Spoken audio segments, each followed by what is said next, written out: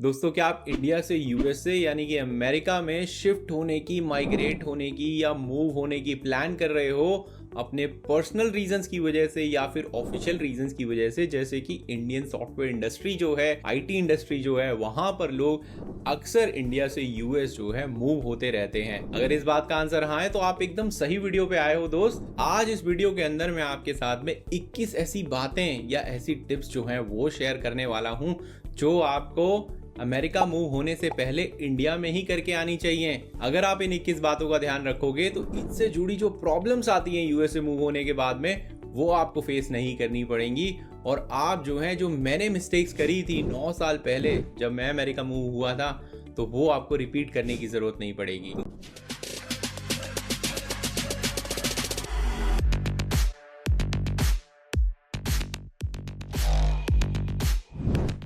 Main मुद्दे को start करने से पहले, अगर आप इस चैनल पे बहुत टाइम से जुड़े हो और मुझे जानते हो तो आपके मन में जरूर ये सवाल आ रहा होगा कि धीरज भाई आज अचानक यूएसए ट्रैवल का, अपनी यूएसए की लाइफ का या एक इमिग्रेंट की लाइफ का, माइग्रेट होने के टॉपिक को कहां से ले आए यहाँ पे? आप तो हिमालयन ट्रैवल एक्सपीरियंसेस जो है वो शेयर करते रहते हो, और ये वेडनेसडे को वीडियो कैसे आ रहा है? वीडियो तो संडे को आता है। तो मेरे दोस्त, आप अच्छे से जानते होंगे कि मैं इंडिया में नहीं रहता हूँ, मैं अमेरिका में रहता हूँ और 9 साल हो गए हैं मुझे यहाँ पे मूव हुए। तो इतने सालों में बहुत सारी लर्निंग्स हुई हैं और डेली बेसिस पे और लर्निंग्स होती रहती हैं। एक इंडियन देसी की लाइफ अमेरिका में कैसी होती है, हम कैसे ट्रैवल करते हैं, कैसे रहते हैं, क्या खाना खाते हैं, कहाँ से मिलता है, किस तरह का ट्रैवल एक्सपीरियंस रहता है, किस तरह से यहाँ पे सेटल होना चाहिए, नहीं होना चाहिए, फैमिली से दूर क्या क्या परेशानियां आती हैं, क्या क्या नहीं आती हैं। ऐसी बहुत सारी लर्निंग्स हैं जो इस चैनल के माध्यम से मैं बहुत सारे लोगों के साथ में शेयर कर सकता हूं और उनकी मदद कर सकता हूं। इसलिए जो संडे का वीडियो है, जहां पर मैं हिमालयन ट्रैवल अपडेट्स या हिमालयन ट्रैवल से जुड़े अपने एक्सपीरियंसेस, टिप्स, आइटनरीज, वो तो शेयर करता ही रहूंगा। पर इस वेडनेसडे को हर हफ्ते मैं यूएस ट्रैवल से जुड़े, यूएस माइग्रेशन से जुड़े, एक इंडियन देसी यूएस में कैसे रहता है, उसकी एक्सपीरियंसेस और उसकी लर्निंग जो है वो शेयर करनी स्टार्ट करूंगा। जब हम लाइफ में कंट्री मूव कर रहे होते हैं तो बहुत सारे अननोन होते हैं। कल्चरल शॉक तो होता ही है, बट उसके साथ में बहुत सारे अननोन्स रहते हैं हमारे मन के अंदर, हमारे दिमाग के अंदर। हमें बहुत कुछ जो है वो पता नहीं होता है कि एक दूसरी कंट्री में जाके एक नए घर बसाने में क्या क्या चैलेंजेस आ सकते हैं। तो बेसिक्स जो हैं वो आपको कर लेने चाहिए जब आप वाइंड अप कर रहे होते हो अपनी होम कंट्री के अंदर। और अगर आप इस तरह की चीज़ें खोज रहे हो तो आपको कोई प्लेबुक नहीं मिलने वाली है ऑनलाइन, जिसे आप फॉलो करके अपना इंडिया का जो सारा सिस्टम है उसको वाइंड अप करो और अमेरिका में स्मूथली ट्रांजिशन हो जाओ। ये पूरी 21 या 21 टिप्स जो हैं इनको मैंने 4 भागों में डिवाइड करा है। जो सबसे पहला पार्ट है, सबसे पहली कैटेगरी है, वो है डॉक्यूमेंटेशन से रिलेटेड आपको क्या क्या चीज़ें इंडिया में करनी चाहिए अमेरिका मूव होने से पहले। तो इसमें सबसे पहला और सबसे इंपॉर्टेंट पॉइंट जो आ जाता है वो ये आ जाता है कि भाई आपका अगर पासपोर्ट में कुछ भी गलती है तो उसको ज़रूर फिक्स करा रहे हैं। अगर आपको लगता है कि धीरज भाई गलती क्या हो सकती है, तो काफ़ी सारे इंडियन पासपोर्ट्स के अंदर जो नाम है वो एक ही जगह पे लिखा हुआ होता है, मतलब फर्स्ट नेम में ही पूरा गिवन नेम होता है। जैसे मेरा नाम धीरज शर्मा है तो मेरा नाम फर्स्ट नेम में ही लिखा हुआ था, लास्ट नेम में कुछ नहीं था। अब ये चीज़ करेक्ट करानी चाहिए, ये तो मुझे नहीं पता था। मैंने अपना DS 160 वगैरह जो फॉर्म होता है, वीज़ा एप्लीकेशन, वीज़ा स्टैंपिंग जो होती है, वो सब ऐसे ही भर दिया। भरते टाइम पे आपको क्या करना पड़ेगा, क्योंकि यूएस जो है एक कंट्री, वो अलाउ नहीं करती कि आपका लास्ट नेम नहीं हो सकता है, ठीक है? तो आपको क्या करना पड़ेगा, अपने फर्स्ट नेम में FNU लिखना पड़ेगा, फर्स्ट नेम अनगिवन, तो वो फर्स्ट नेम हो जाएगा आपका। और लास्ट नेम में आपको पूरा नाम लिखना पड़ेगा। जब आप अपनी वीज़ा एप्लीकेशन फाइल कर रहे होगे, जो स्टैंपिंग होगी उसमें फर्स्ट नेम आपका आ जाएगा FNU और लास्ट नेम आ जाएगा जो आपका पूरा नाम है, जैसे मेरा धीरज शर्मा। तो मैं क्या बन गया, धीरज शर्मा से FNU धीरज शर्मा। अब जब अमेरिका आए तो ऐसा लग रहा था भाई एडमिनिस्ट्रेशन या डॉक्यूमेंटेशन की तो बात है कोई नहीं, बट यहाँ पे लोग FNU बुलाने लग गए। कोई बोल रहा है FNU कहाँ है, कोई बोल रहा है FNU कहाँ है, कोई नाम ही नहीं ले पा रहा, किसी को शर्म आ रही है ये बोलते हुए FNU। बहुत जगह पे इस तरह के एक्सपीरियंसेस हुए और कहीं कहीं पे नाम है एफएनयू, कहीं कहीं पे नाम है एफएनयू धीरज। तो जिस तरह के भी कॉम्बिनेशन जिसको अच्छे लगे उसने वो वहां डाल दिया। हॉस्पिटल में कुछ, बैंक में कुछ, एडमिनिस्ट्रेशन में कुछ। तो इससे इतनी दिक्कत हुई कि आज सब कुछ सही कराने के बाद भी सब जगह पे अपने नाम, अपने वीज़ा एप्लीकेशंस, पासपोर्ट, सारे एडमिनिस्ट्रेशन वर्क में, बैंकिंग में, सब जगह पे भी अपडेट कराने के बाद आज तक बहुत सारी जगह पे अभी भी एफएनयू है। तो ये चैलेंज आपके साथ में ना आए, इसलिए मेक श्योर करना कि आप अपने पासपोर्ट्स, अपनी फैमिली के पासपोर्ट्स में नाम करेक्ट हो, एकदम जो डिटेल्स हैं वो करेक्ट हो, ताकि कोई भी इनकरेक्ट डिटेल्स या इनकरेक्ट वे में डॉक्यूमेंटेशन जो है वो प्रोसेस ना हो। यहाँ पे अगर आप प्राइमरी एप्लीकेंट हो तो जो स्पाउस है उसके पासपोर्ट में अपना नाम ऐड जरूर करवाइएगा, ताकि जो रिलेशनशिप है वो हमेशा प्रूव रहे। इससे काफ़ी मदद मिलती है कई बार जब आपको फॉर एग्जांपल एक स्टेट आईडी बनवाना होता है। अगर आपके पास में एसएसएन नहीं है तो आप रिलेशनशिप जो है पासपोर्ट के जरिए प्रूव कर सकते हो, एक डॉक्यूमेंट एडिशनल हो जाता है। तो ये ऑप्शनल स्टेप है, अगर आपको करना है, आप ओके हो। काफ़ी सारे लोग ओके नहीं होते हैं पासपोर्ट में स्पाउस का नाम अपडेट कराने के लिए, इंडिपेंडेंट रखना चाहते हैं। अगर आप ओके हो तो आप इस चीज़ को करेक्ट करा सकते हो। दूसरा पॉइंट आ जाता है कि आपको एक आईडीपी जो कि इंटरनेशनल ड्राइविंग परमिट होता है वो ले लेना चाहिए। अगर आपको ड्राइविंग नहीं आती है तो ड्राइविंग सीख लेनी चाहिए। जब आप अमेरिका में मूव होगे और ख़ास तौर से जो सबर्ब्स के एरिया हैं यहाँ पे, जहाँ पे पब्लिक ट्रांसपोर्ट जो है इतना अच्छा नहीं है, सिटी में फिर भी आपका काम चल जाएगा। जैसे अगर किसी मेन सिटी में आप जा रहे हो तो वहाँ पे पब्लिक ट्रांसपोर्ट होता है, ट्रेन्स वगैरह, मेट्रो वगैरह होती हैं, तो उससे आपका काम चल जाता है अगर आप गाड़ी नहीं चलाना चाहते हो या गाड़ी नहीं चलाना जानते हो। बट अगर आप सबर्ब्स एरिया में रह रहे हो तो आपको गाड़ी चलानी ही पड़ेगी, क्योंकि पब्लिक ट्रांसपोर्ट जो है वो इतना अच्छा नहीं है जितना हमें इंडिया में मिल जाता है। तो जो ये इंटरनेशनल ड्राइविंग परमिट है, इसके ज़रिए आप 1 साल तक अमेरिका के अंदर गाड़ी चला सकते हो। ऑफ कोर्स आप जितना जल्दी यहाँ का लोकल लाइसेंस ले लोगे उसके अपनी अलग एडवांटेजेस हैं, बट फिर भी आप एक आईडीपी के ऊपर यहाँ पे 1 साल तक गाड़ी चला सकते हो। काफ़ी सारे स्टेट्स जो है अमेरिका के अंदर वो इंग्लिश में, अगर आपका ड्राइविंग लाइसेंस है, काफ़ी सारे स्टेट्स में इंडिया में इंग्लिश में नहीं मिलता है, तो अगर आपका ड्राइविंग लाइसेंस इंग्लिश में है तो वो एक्सेप्ट हो जाता है। बट सेफर साइड के लिए अगर आप इंटरनेशनल ड्राइविंग परमिट जो है वो अप्लाई कर दोगे अपनी जो लोकल अथॉरिटी है जहाँ से डीएल इशू होता है, ड्राइविंग लाइसेंस इशू होता है, वहाँ पर, तो बेटर रहेगा।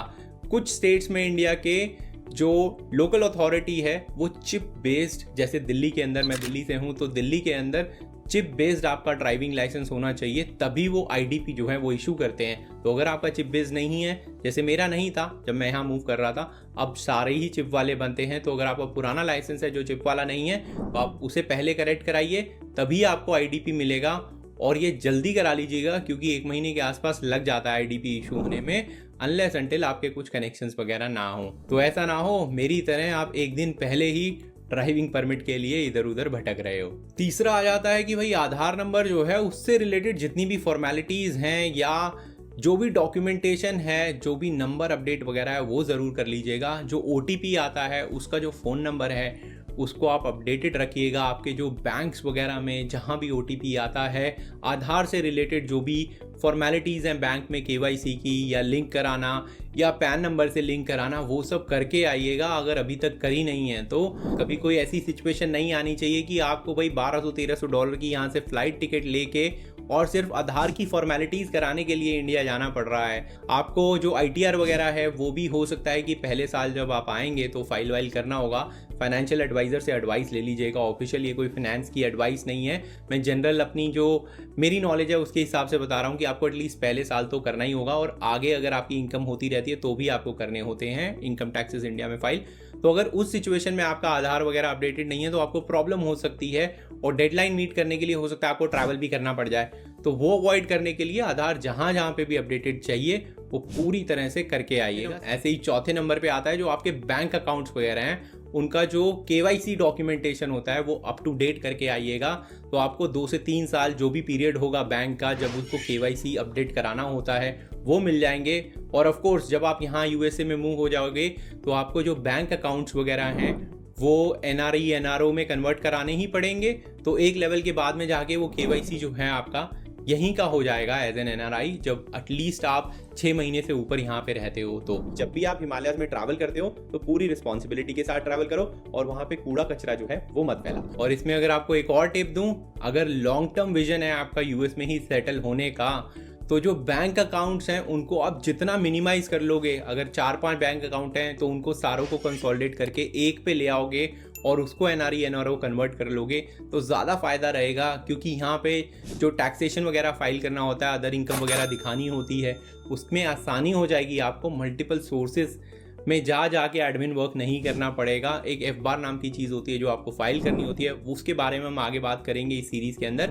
बट वहाँ पे हर एक अकाउंट की डिटेल डालनी होती है, तो जितने कम अकाउंट होंगे उतनी ही कम डिटेल डालनी पड़ेगी। तो एक कंसोलिडेशन आपका जो टाइम है यहाँ यूएस में रह के, जो वैसे ही काफ़ी कम हो जाता है, वो ज़रूर बचा देगा। और फाइनली जितना मेरी नॉलेज के हिसाब से है, अगर आपका डीमैट अकाउंट वगैरह है तो आई थिंक वो आपको बंद करना पड़ेगा। आप एक बार अपने सीए वगैरह से चेक कर सकते हो, फाइनेंशियल एडवाइजर से चेक कर सकते हो। 5वें नंबर पे आता है कि अगर आपका कोई भी और डॉक्यूमेंटेशन वर्क है, भाई कोई पावर ऑफ अटॉर्नी है या फिर कोई बिल्स वगैरह हैं, यूटिलिटी बिल्स हैं, फ़ोन कनेक्शंस वगैरह हैं, वो सब सेटल कर लीजिएगा, क्लोज कर लीजिएगा। या फिर पावर ऑफ अटॉर्नी जिसके नाम पे आप कराना चाहते हैं, किसी घर की या जो भी आपका एक एसेट है वहाँ पे, उसकी पावर ऑफ अटॉर्नी वगैरह बनवानी है आपको, तो वो वहीं पे काम कर लीजिएगा आने से पहले। क्योंकि यहाँ पे आने के बाद में खुदा ना खास्ता वहाँ कोई दिक्कत आती है तो कौन संभालेगा उसको, उसके लिए पावर ऑफ अटॉर्नी होना ज़रूरी है इंपॉर्टेंट चीज़ों की। और कोई आउटस्टैंडिंग बिल्स वगैरह ना हो, यूटिलिटीज़ वगैरह क्लोज हो जाएं अगर आप उनको यूज़ नहीं कर रहे होगे। तो ये सारा डॉक्यूमेंटेशन जो है ये आप हार्ड कॉपी में तो कैरी नहीं कर सकते हो, बट एटलीस्ट इनकी सॉफ्ट कॉपीज़ आप कहीं क्लाउड वगैरह पे डाल लीजिएगा जहाँ पे आप इनको एक्सेस कर पाओ। क्योंकि यहाँ पे रहते रहते अगर आपकी नीड हुई तो भाई कौन आपके वो डॉक्यूमेंटेशन फोटो कॉपी करता फिरेगा, और आप कैसे समझाओगे भाई ये वाला डॉक्यूमेंट है वो वाला डॉक्यूमेंट है। इसलिए बहुत ज़रूरी है कि ये सारे डॉक्यूमेंटेशन का एक सॉफ्ट कॉपी का फोल्डर बना के रख लीजिएगा। 6ठे नंबर पे आ जाता है जो आपके इनकम टैक्सेस वगैरह हैं इंडिया के अंदर, उनको पूरा क्लोजर पे लेके आइएगा, फाइल कर लीजिएगा। अगर पेंडिंग है तो कंफर्म कर लीजिएगा, अगर कंफर्मेशन नहीं करा है यहाँ से कंफर्मेशन करना मुश्किल हो जाएगा। काफ़ी बार ऐसा अक्सर होता है कि यहाँ पे यूएस की लोकेशन से, इस रीजन से .gov.in साइट जो है वो खुलती ही नहीं है। 7वें नंबर पे आ जाता है आपकी जितनी डिग्रीज हैं कॉलेज की, डॉक्यूमेंटेशन, एजुकेशन के ट्रांसक्रिप्ट्स हैं, वो सब कुछ अपने साथ में कैरी कर लीजिएगा। हार्ड कॉपीज़ की बात कर रहा हूँ, सॉफ्ट कॉपीज़ की नहीं बात कर रहा हूँ। सॉफ्ट कॉपी तो करनी ही करनी चाहिए, बट हार्ड कॉपीज़ भी अपने साथ में कैरी करिएगा, अपनी भी, अपने स्पाउस की भी, ताकि उनको जब यहाँ पे जॉब ढूंढनी हो तो वो सारा डॉक्यूमेंटेशन वगैरह आपके पास में हो। Of course mostly soft copies ही चलती हैं, बट हार्ड कॉपी अपने पास रखेंगे तो ज़्यादा बेहतर रहेगा। कभी भी अगर कोई ज़रूरत पड़ती है तो आप वो शो कर सकते हैं फिजिकली। इसमें कई बार लोग पूछते हैं ट्रांसक्रिप्ट्स की ज़रूरत है क्या धीरज भाई, तो मैं यही बोलूँगा भाई ट्रांसक्रिप्ट्स कैरी ज़रूर करो अपनी यूनिवर्सिटी से। जब आप वहाँ पे हो तो यूनिवर्सिटी से ट्रांसक्रिप्ट्स निकलवा सकते हो और उनको अपने साथ में रख सकते हो। ऐसा भी हो सकता है कि आपको कनाडा की पीआर अप्लाई करनी है जहाँ पे ट्रांसक्रिप्ट चाहिए होती हैं, तो भाई क्या करोगे फिर, आप यहाँ से ट्रैवल करके इंडिया तो नहीं जाओगे। या फिर कोई आपका दोस्त, यार, भाई, बंधु इतनी आसानी से आपकी जो ट्रांसक्रिप्ट्स हैं वो इजीली नहीं निकलवा सकता आपकी यूनिवर्सिटी से, या फिर ऑफ कोर्स आपको फेवर लेना पड़ेगा अगर कोई कनेक्शन वगैरह भी है तो इसलिए बेहतर यही है कि जब आप वहाँ पे हो तो अपनी ट्रांसक्रिप्ट्स वगैरह पहले से ही निकाल लो। और जब मैं अपनी बात कर रहा हूँ, मैं आपकी पूरी फैमिली की बात कर रहा हूँ, आपकी और आपके स्पाउस की बात कर रहा हूँ। 8वें नंबर पे आ जाता है जो बर्थ सर्टिफिकेट है आपका, आपकी फैमिली का, वो एक कॉपी आपके पास में ज़रूर होनी चाहिए जो म्यूनसिपल डिपार्टमेंट से निकलती है। इंडिया में अक्सर हम यूज टू होते हैं, जो हमारी 10th की मार्कशीट है वो मोस्टली सब जगह पे एक बर्थ सर्टिफिकेट की तरह अप्लाई हो जाती है, वैलिड डॉक्यूमेंट की तरह एक्सेप्ट हो जाती है। वैसे तो आपका पासपोर्ट वगैरह है, वहाँ पे डेट ऑफ बर्थ वगैरह एक्सेप्ट हो जाती है, बट चैलेंज आता है जब आप ग्रीन कार्ड के फाइनल स्टेज में पहुँचते हो, वहाँ पे आपको जो म्यूनसिपल कॉर्पोरेशन का बर्थ सर्टिफिकेट है वो साथ में अटैच करना पड़ता है, या फिर कोई एफिडेविट फाइल करना पड़ता है विटनेसेस वगैरह के साथ में कि भाई आपके पास है नहीं। तो उस तरह के डॉक्यूमेंटेशन में जाने से अच्छा है कि अगर आप अपना बर्थ सर्टिफिकेट जो है पहले ही निकलवा सकते हो जब आप वहाँ पे हो तो बेटर रहेगा, और उसको आप कैरी कर सकते हो, उसकी सॉफ्ट कॉपी भी कैरी कर सकते हो। अब दूसरी कैटेगरी पे आते हैं जहाँ पे मैं कुछ पॉइंटर्स बताता हूँ जो कि हेल्थ से जुड़े हैं, मेडिकल चीज़ों से जुड़े हैं, जिसमें सबसे पहला पॉइंटर आ जाता है कि जब आप यहाँ पे ट्रैवल कर रहे होते हो यूएस के अंदर, तो कोई आपको रेगुलर सिकनेस वगैरह जो है वो नहीं होनी चाहिए। अगर आपकी कोई लॉन्ग टर्म परेशानी है मेडिकल, तो ठीक है आप उसकी मेडिसिन वगैरह कैरी करें, बट जब ट्रैवल कर रहे हो तो कोई छोटी मोटी बीमारी या फिर छोटी मोटी सिकनेस है उसके साथ में ट्रैवल करोगे और यहाँ पे डॉक्टर नहीं होगा तो प्रॉब्लम हो जाएगी आपको। मेडिसिन जो हैं इतनी इजीली अवेलेबल नहीं होती है। ऐसा नहीं है कि आप एकदम से किसी डॉक्टर का अपॉइंटमेंट ले लोगे यहाँ पे आके, या फिर आप किसी केमिस्ट के पास चले जाओगे और वहाँ से दवाई ले लोगे। थोड़ा टाइम आपको ये भी समझने में लगेगा भाई कौन सी दवाई ओवर द काउंटर मिलती है, कौन सी नहीं मिलती है। एंटीबायोटिक्स तो बिल्कुल ही नहीं मिलते हैं। तो जो हम इंडिया में यूज टू होते हैं कि भाई केमिस्ट की शॉप पे चले गए या गली में कोई डॉक्टर है उसको जाके दिखा लिया, तो वो यहाँ पे नहीं होगा। इसलिए सिकनेस के साथ ट्रैवल मत करिएगा, पहले ठीक हो जाइएगा फिर ट्रैवल करिएगा। और अगर आपकी कोई इलनेस वगैरह है तो उसकी मेडिकेशंस वगैरह, उसका जो पूरा डॉक्यूमेंटेशन वगैरह है वो ज़रूर अपने साथ में कैरी करिएगा। जो आपके हिस्टोरिकल मेडिकल रिकॉर्ड्स हैं वो यहाँ पे आने के बाद में जो डॉक्टर है अपने ज़रूर बनाएगा, बट उसको भी वो नोट करके ज़रूर रख लेगा ताकि उसको हिस्टोरिकली आपकी इलनेस का अगर कोई लॉन्ग टर्म टाइप की है तो वो पता रहे। तो अपने मेडिकल रिकॉर्ड्स और जो रेगुलर मेडिकेशन है जो डे टू डे बेसिस पे ओवर द काउंटर हम यूज टू होते हैं इंडिया के अंदर, वो आप ज़रूर कैरी कर सकते हो। और लास्ट बात ये है, ऐसा नहीं है कि आप सालों की कैरी कर लोगे, एक्सपायरी डेट होती है मेडिसिन वगैरह की। तो जो आपको 3-4-5 महीने सपोर्ट कर दे जब तक आप यहाँ पे अपना प्राइमरी केयर फिजिशियन जो है वो सेलेक्ट नहीं कर लोगे। सिमिलरली 10वें नंबर पे आ जाता है जो आपके डेंटल इश्यूज हैं, दांतों के इश्यूज हैं, वो सब भाई वहीं फिक्स करा के आइएगा। कहीं पे रूट कैनाल वगैरह कराना है तो इंडिया में ही करा लीजिएगा। यहाँ पे $1500 भी लग जाते हैं इंश्योरेंस होने के बाद में। तो आप समझ सकते हैं कि भाई $1500 एक रूट कैनाल के कैपिंग के लगाना आउट ऑफ पॉकेट, और एकदम से जब आप यहाँ पे आ जाओगे तब जब आपकी सैलरी आनी ही स्टार्ट होती है, बहुत सारे खर्चे ऑलरेडी होते हैं, तो इस तरह का खर्चा करना बड़ा मुश्किल हो जाएगा। एकदम से लगेगा भाई कहाँ आ गया हूँ मैं। तो इसलिए बेटर है कि जो आपके डेंटल इश्यूज हैं उनको वहीं पे फिक्स करा लीजिएगा। 11वें पॉइंट को ब्रीफली मैं ऑलरेडी एक्सप्लेन कर चुका हूँ कि जो आपकी बेसिक मेडिकल किट है उसको ज़रूर अपने साथ में कैरी करिएगा। Basic over the counter medicine जो होती हैं, थोड़े बहुत सर दर्द की, सर्दी जुकाम की, पेन किलर्स वगैरह जो भी आपको डॉक्टर्स प्रेस्क्राइब करते हैं ओवर द काउंटर इंडिया के अंदर, वो आप अपने साथ में कैरी कर सकते हैं ताकि आप 3-4 महीने जब तक आपका प्राइमरी केयर फिजिशियन PCP से बोला जाता है वो यहाँ पे एस्टैब्लिश ना हो जाए यूएस के अंदर, तब तक आप उन मेडिकेशंस के सहारे अगर कोई छोटी मोटी इलनेस होती है तो उसको फिक्स कर सकते हो। 12वें नंबर पे बच्चों के लिए पॉइंट आ जाता है कि भाई आपके जो बच्चे के कोई वैक्सीनेशन वगैरह पेंडिंग है जो कि उसी साल लगने वाली है और वो लग सकती है आपके आने से पहले, तो आप इंडिया में ही उसे कंप्लीट करा लीजिएगा अपने पीडियाट्रिक के पास जाके। यहाँ पे आने के बाद में एक इम्पॉर्टेंट एस्पेक्ट जो आपको अपने साथ में कैरी करना है, बच्चे का पूरा वैक्सीनेशन रिकॉर्ड आप अपने साथ कैरी करिएगा ताकि यहाँ पे आके आप जो भी बच्चे का पीडियाट्रिक फाइनलाइज करेंगे, जो उसका प्राइमरी केयर फिजिशियन होगा एज अ पीडियाट्रिक, उसके पास में आपका जो वैक्सीनेशन रिकॉर्ड है वो पूरी तरह से अप टू डेट होना चाहिए ताकि कोई वैक्सीनेशन डुप्लीकेट ना हो और उन्हें यहाँ पे आइडिया रहे कि किस तरह की वैक्सीनेशन आगे कंटिन्यू करनी है। यहाँ की जो मैंडेटरी वैक्सीनेशन है वो तो डॉक्टर लगाएगा ही यहाँ का, बट आपके बच्चे का जो प्रीवियस वैक्सीनेशन रिकॉर्ड है वो भी उतना ही अहम है, तो उसको जरूर कैरी करिएगा अपने साथ में। मोस्टली स्कूल डिस्ट्रिक्ट जो होती है यहाँ पे बच्चे का वैक्सीनेशन या मेडिकल रिकॉर्ड जो है अप टू डेट वो डॉक्टर से हमेशा मांगती हैं। 13वें नंबर पे आ जाते हैं ये वाले आई ग्लासेस। ये जरूर कैरी करिएगा अगर आप आई ग्लासेस वेयर करते हैं। कम से कम आपके पास में 2 से 3 पेयर जरूर होने चाहिए जो आप इंडिया से कैरी कर रहे हो। यहाँ पे आप आते हो और कोई ब्रेक हो जाता है, जो आपका प्राइमरी है वो टूट गया, तो ऐसा नहीं है कि कल ही आपको मिल जाएगा यहाँ पे चश्मा बन के, जो प्रेस्क्रिप्शन वाले आईवीआर होते हैं। अगेन आपको एक ऑप्टिशियन ढूंढना पड़ेगा, वो आपका नंबर देगा जो कि डॉक्टर होगा। जब आपको नंबर मिल जाएगा तब आप जाके उस नंबर को दोगे और वो 3 से 5 दिन लेंगे। मोस्टली जहाँ पे भी आप बनवाते हो वो 3 से 5 दिन लेते हैं, तभी चश्मा आप आएगा। तो आप मान के चलिए कि आपको 7 से 10 दिन लग जाएंगे अगर आप एक ही पेयर लाए हो और वो टूट गया किसी भी रीजन की वजह से। और यहाँ पे सबसे बजट वाला प्लेस जो है जहाँ पे आप चश्मे बनवा सकते हो वो है कॉस्को ऑप्टिकल्स। इसके बारे में अगेन सीरीज में आगे और डिटेल में बात करेंगे। 14 नंबर पे आ जाता है कि जब तक आप यहाँ पे इंश्योर्ड नहीं हो रहे हो तब तक आपके पास में एक अच्छा मेडिकल या हेल्थ इंश्योरेंस होना ज़रूरी है, या एटलीस्ट ट्रैवल हेल्थ इंश्योरेंस होना ज़रूरी है, क्योंकि यहाँ पे जो मेडिकल का खर्चा है भैया बहुत ज़्यादा है।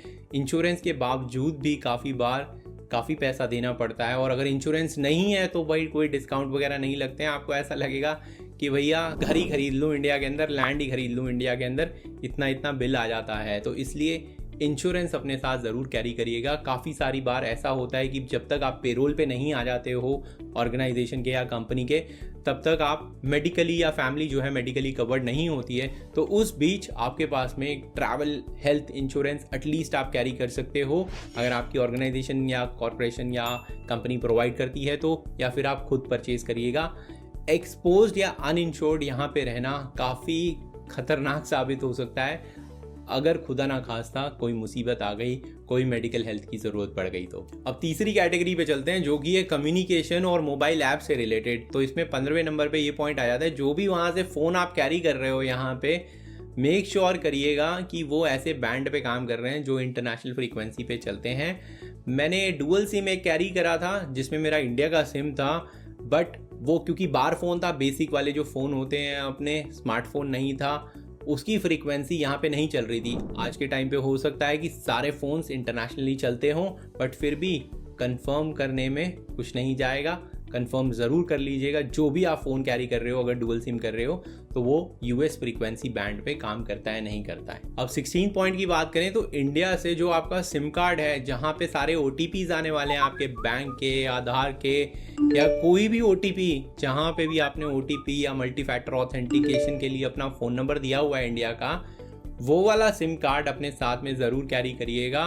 आप उसको पोस्टपेड कनेक्शन में कन्वर्ट करा सकते हो। प्रीपेड रखोगे तो आपको बार बार उसे रिचार्ज कराना पड़ेगा। पहले के ज़माने में प्रीपेड कनेक्शन लॉन्ग टर्म तक चल जाते थे, बट अब नहीं चलते हैं। उसकी एक वैलिडिटी होती है, उसके बाद वो नंबर को डीएक्टिवेट कर देते हैं। इसलिए पोस्टपेड कनेक्शन जो है वो आप ले सकते हो और उसको भर सकते हो। ऑफ कोर्स आपका जो बेसिक प्लान है, जो भी आप बेसिक प्लान लेने वाले हो जिससे OTP आ जाए इंटरनेशनल रोमिंग के साथ में, सिर्फ SMS आने वाली बात है, कोई पैसा नहीं लगेगा आपको बेसिक प्लान के ही पैसे देने होते हैं। बट एटलीस्ट पोस्टपेड में आप बिल पे करते रहोगे और OTPs आपके पास में आते रहेंगे, आपका नंबर जो है चालू रहेगा जब तक 100% नीड खत्म नहीं हो जाती है। 9 साल में मेरी तो नहीं हुई है, कोई ना कोई OTP आज भी जुड़ा हुआ है किसी ना किसी वजह से। और वो सिम जो है जब भी आप इंडिया ट्रैवल करोगे तो आप उसी को यूज़ कर सकते हो, आपका पुराना नंबर जो है चलता रहेगा। और मेक श्योर कर लीजिएगा कि आपने जो सर्विस प्रोवाइडर है आपका इंडिया में, उसकी ऐप डाली हुई है और जो प्लान वगैरह है वो आप चेंज कर सकते हो। इंटरनेशनल रोमिंग जो है इनेबल या डिसेबल कर सकते हो। इसी से रिलेटेड 17वें पॉइंट में मैं ये बताऊंगा कि जो आपका नंबर है जिसे आप कैरी करने वाले हो, मेक श्योर कर लीजिएगा कि यही आपका नंबर है सब जगह पे जहाँ से भी OTP आ रहा है। ऐसा नहीं होना चाहिए कि आपने कोई बैंकिंग का अपना अकाउंट है या कोई ऐप है उसे छोड़ दिया है, जहाँ पे जो आप नंबर कैरी कर रहे हो उसमें वो OTP नहीं आता है, किसी और नंबर पे आता है। और ये कॉमन बात तब होती है जब आपका और आपकी स्पाउस के बैंक अकाउंट्स वगैरह होते हैं, आधार कार्ड्स वगैरह के जो OTP होते हैं वो डिफरेंट नंबर से लिंक्ड होते हैं। तो आप उन सब को कंसोलिडेट करके एक नंबर पे लेके आ सकते हो और उस नंबर को कंटिन्यू रख सकते हो। 18वें नंबर पे पॉइंट आ जाता है कि जो आपकी बैंकिंग ऐप्स वगैरह हैं या जो भी नेसेसरी ऐप्स हैं जो इंडिया के ऐप स्टोर में अवेलेबल होती हैं, वो वहीं पे ही ऐड करके, वहीं पे ही कॉन्फ़िगर करके आप आ जाइएगा। यहाँ पे अक्सर ऐसा होता है कि अगर आप यहीं की कंट्री का ऐप स्टोर यूज़ कर रहे हो कॉन्फ़िगर करके, जो कि आपको ऑफ कोर्स करना भी पड़ेगा, जब आप लॉन्ग टर्म रहोगे तो आपको यहीं का ऐप स्टोर यूज़ करना चाहिए, यूएस का ही। वहाँ पे वो सारे ऐप्स नहीं मिलेंगे या चलेंगे नहीं, या कोई ना कोई रीजनल ब्लॉक लगा हुआ होगा, तो आप इंडिया के ऐप स्टोर से उसको कॉन्फ़िगर करके लाएंगे और उस फ़ोन को इंडिया के ऐप स्टोर पे ही कॉन्फ़िगर रखेंगे यहाँ पे आने के बाद में, तो वो ऐप्स चलने वाले हैं, अदरवाइज नहीं चलेंगे। अब लास्ट की कैटेगरी जो कि जनरल कैटेगरी है, उसमें कुछ कॉमन टिप्स की बात कर लेते हैं। तो इसमें 19वें नंबर पे जो टिप आती है वो आती है पासपोर्ट साइज़ फ़ोटोग्राफ्स की। आप यहाँ पे अगर पासपोर्ट साइज़ फ़ोटोग्राफ खिंचवाओगे, ख़ास तौर से शुरुआत में आके, जो कि काफ़ी सारे एडमिन पर्पसेस के लिए यहाँ चाहिए होती है, तो वही आपको लगेगा कि बहुत सारे पैसे दे रहा हूँ मैं एक फ़ोटो खिंचवाने के लिए। तो इसलिए आप इंडिया में ही पासपोर्ट साइज़ फ़ोटोज़ जो हैं वो खिंचवा के आइएगा, ख़ास तौर से 2x2 इंच वाली वाइट बैकग्राउंड के साथ में। जो स्पेसिफिकेशन होता है वो बहुत कॉमन रहती है यहाँ पे पासपोर्ट साइज़, तो वो आप ज़रूर वहाँ पे खिंचवा के आइएगा। 20वें नंबर पे आता है जो आपका क्रेडिट कार्ड है इंडिया का, उसको आप री इशू करा लें और मेक श्योर करें कि वो इंटरनेशनली चलता है। अब री इशू इसलिए कराना है क्योंकि भाई अगर एक्सपायरी डेट पास ही आ रही है तो अगर आप रीइशू करा लोगे तो एक्सपायरी डेट लंबी हो जाएगी। सबसे पहला झटका आके लगता है जब आप JFK एयरपोर्ट पे उतरते हो, तो यहाँ पे जो कार्ड्स है ना जिसमें आप लगेज कैरी करते हो, इंडिया में तो वो फ्री हैं, ऐसे ही पड़ी रहती हैं, आप यूज़ करके कहीं भी उसको डंप कर देते हो, राइट। यहाँ पे नहीं है, यहाँ पे आपको $6 देने होते हैं। और आप ऐसा तो नहीं है कि फर्स्ट टाइम आ रहे हो तो लगेज फ्री आ रहे होगे, आपका लगेज होगा ही, फैमिली के साथ आ रहे हो तो बहुत सारे बैग्स होंगे, तो वो कार्ड आपको लेनी पड़ेगी। और अगर आप डॉलर कैरी नहीं कर रहे हो तो आप कार्ड नहीं ले पाओगे। उस कार्ड को निकलवाने के लिए आपको ट्रांजैक्शन करनी पड़ेगी। डॉलर नहीं कैरी कर रहे हो तो जो आपका क्रेडिट कार्ड है जो कि इंटरनेशनली चलता है वो काम आने वाला है आपके। या फिर अगर आप कोई ट्रैवल कार्ड कैरी कर रहे हो तो ऑफ कोर्स वो आप कर सकते हो। 21वां और फाइनल पॉइंट आ जाता है कि भाई जो फैमिली है, फ्रेंड्स हैं, उनसे मिलना, अच्छे से बातें करना, अच्छे से बैठ के पार्टी शार्टी करना, वो मत भूलिएगा आखिरी के दिनों में, क्योंकि वो जो चीज़ है ना यहाँ पे मूव होते ही सबसे ज़्यादा मिस करने वाले हो। सबसे ज़्यादा आप अपनी फैमिली को मिस करने वाले हो, सबसे ज़्यादा आप अपने फ्रेंड्स को मिस करने वाले हो। तो लास्ट का जो भी टाइम है आपका, महीना 2 महीना, जो भी माइग्रेट होने से पहले इंडिया में हो, आप उसको भरपूर समय दीजिएगा अपने फ्रेंड्स के साथ में। जिनसे आप मिले नहीं हैं उनसे मिल लीजिएगा। पता नहीं दोबारा कब मिलना हो, कहाँ मिलना हो, कितने सालों में मिलना हो, कितने महीनों में मिलना हो, वो आप यहाँ मूवमेंट के बाद में ज़रूर मिस करोगे। तो दोस्तों ये वीडियो बहुत बड़ा हो गया है। 21 टिप्स थी जो मैं आपके साथ में शेयर करना चाहता था, जो आपको इंडिया में ही कर लेनी चाहिए US मूव होने से पहले। मैं आशा करता हूँ ये वीडियो जो है आपको पसंद आया होगा। अगर आया है तो लाइक ज़रूर कर दें और मेरे चैनल को सब्सक्राइब करें। आपको लगता है वीडियो किसी और के काम आएगा जो इंडिया से US से मूव कर रहे हैं तो उनके साथ में शेयर करना ना भूलें। और हाँ, अगर आपका कोई क्वेश्चन है तो नीचे कमेंट सेक्शन है, वहाँ पे आप क्वेश्चन डालिए और मैं आपकी हेल्प जो है जल्द से जल्द करने की कोशिश करूँगा।